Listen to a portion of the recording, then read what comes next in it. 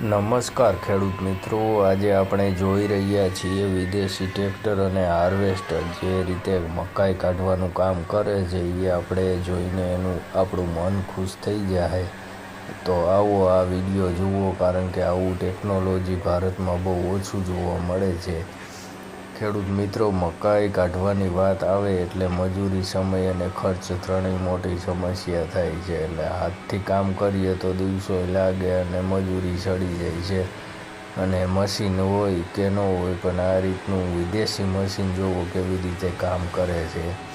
એકદમ જબરું કામ કરે છે. એટલે આ રીતનું આ મશીન જુઓ તમે, હાર્વેસ્ટર વિદેશી, એમાં કાંઈ ઘટે નહીં. અને તેની સાથે જોડેલા મશીન સીધું ખેતરમાં જાય અને મકાઈને એકદમ સ્માર્ટ રીતે કાપે છે.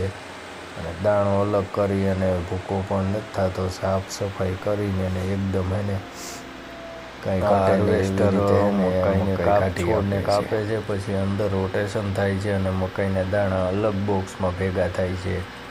કચરો બાજુમાં પડતો જાય છે અને પશુઓ માટે ઘાસચારો પણ બની જાય છે. ન બગાડ થાય, ન વેસ્ટ થાય, તો 100% ઉપયોગી છે. એટલે ખેડૂત મિત્રો, આ મશીનની ઝડપ તો કમાલની છે અને મકાઈ કાઢવાનું કામ પણ એક નંબર છે. એટલે સ્માર્ટ રીતે એને મકાઈ હાલે છે. અને આ જુઓ તમે, હાર્વેસ્ટિંગમાં કાંઈ ઘટે નહીં એવી રીતે આ હાલે છે.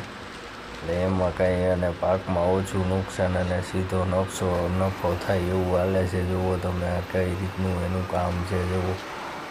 અને જ્યાં ટેકનોલોજીનો ઉપયોગ થાય છે, હવે આપણે આ ખેતી ભારતમાં છે, પણ હવે ધીમે ધીમે આવા મશીનો આવી રહ્યા છે. જો સરકાર અને ખેડૂત બંને સાથ આવે તો આવું મશીન ભારતીય ખેડૂત માટે પણ ફાયદાકારક થાય છે. ખેડૂત ભાઈઓ, સમય બદલાઈ રહ્યો છે, હવે ખેતીમાં પણ સ્માર્ટ રીતે આગળ વધવું પડશે. આવી મશીન જોઈને આઈડિયા લ્યો અને નવું શીખવાનું રહેશે આપણે, અને ખેતીને નફાકારક બનાવવાની રહેશે. એટલે આવી રીતનું મશીન જો આપણે ગુજરાતમાં અને આપણા ભારતમાં આવે તો પણ હાલી શકે કે નહીં એ જરીક કોમેન્ટ કરી જણાવજો. અને મકાઈની ડાયરેક્ટ ખેતી છે જુઓ તમે, મોટા મોટા મશીન છે જોન ડિયરના કંપનીના. એટલે આવી કંપનીના મશીન આપણે અહીંયા લઈ આવવા માટે પણ આપણે અહીંયા બધા શેઢા અને કેળા ટૂંકા પડે એવું લાગે છે, કારણ કે આને વરવામાં અને શેઢા લાંબા હોય તો આ આપણને પોહાય એમ છે. બાકી તો આગળનું પોહાય એમ લાગતું નથી. જુઓ તમે એના વીને, આ જુઓ ચેન જેવા વીમાં તો એ હાલે છે. એટલે વિદેશમાં લાંબા ખેતરું અને શેઢા મોટા ખાતેદાર હોવાથી આ લોકોને એ પોહાય છે. પણ આપણે એ ગુજરાતમાં ટૂંકા ખાતેદાર અને શેઢા પણ ટૂંકા હોય છે, એટલે વરવામાં ને એમાં બહુ મુશ્કેલી પડે એમ છે. અને કેળાનો મેન પ્રશ્ન થાય એમ છે. એટલે આવડા મોટા હાર્વેસ્ટર અને ટ્રેક્ટર ખેતીમાં લઈ આવવા માટે એટલે ઉપયોગી છે કે નહીં, અને આપણે અહીંયા લઈ આવી તો શું આ ચાલે કે નહીં એ જરા કોમેન્ટ કરી જણાવી દેજો.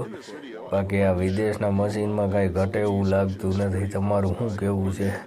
જોવું એનું કામકાજ, એટલે એમાં કાંઈ ઘટે એવું લાગતું નથી. ખેડૂત ભાઈઓને સમય બદલાઈ ગયો છે, એટલે ખેતીમાં સ્માર્ટ રીતે આગળ વધવું પડશે. આવી મશીનરી જોઈ આઈડિયો લ્યો, નવું શીખો અને ખેડૂતને નફાકારક બનાવો. જો તમને આ વિદેશી ટ્રેક્ટર અને મકાઈ કાઢવાનું કામ ગમ્યું હોય તો આ વિડીયોને લાઈક કરો, ચેનલને સબસ્ક્રાઈબ કરજો અને ફોલો કરવાનું ભૂલતા નથી. અને આવું જબરું ખેતીના વિડીયો જો જોવા હોય તો તમારા મિત્રો સાથે શેર કરવાનું પણ ભૂલતા નહીં. બાકી કમેન્ટમાં લખજો જય જવાન જય કિસાન. અને ફરી મળીશું આવા નવા વિડીયો સાથે. એટલે આવા વિદેશના વિડીયો જોવા માટે તમને સારો લાગ્યો હોય તો લાઈક, શેર, કમેન્ટ કરવાનું ભૂલતા નહીં.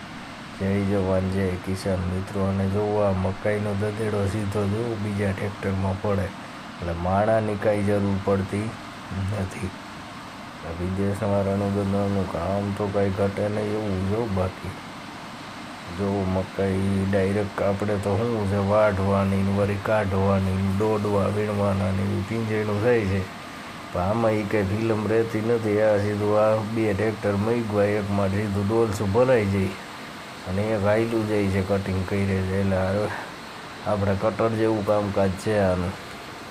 હવે આવું તો બધું આપણે તો કેદી આવી છે એ કંઈ ખબર નથી. પણ તમને કેવું લાગ્યું જરા કોમેન્ટ કરી જણાવજો. સારું, જય જવાન જય કિસાન.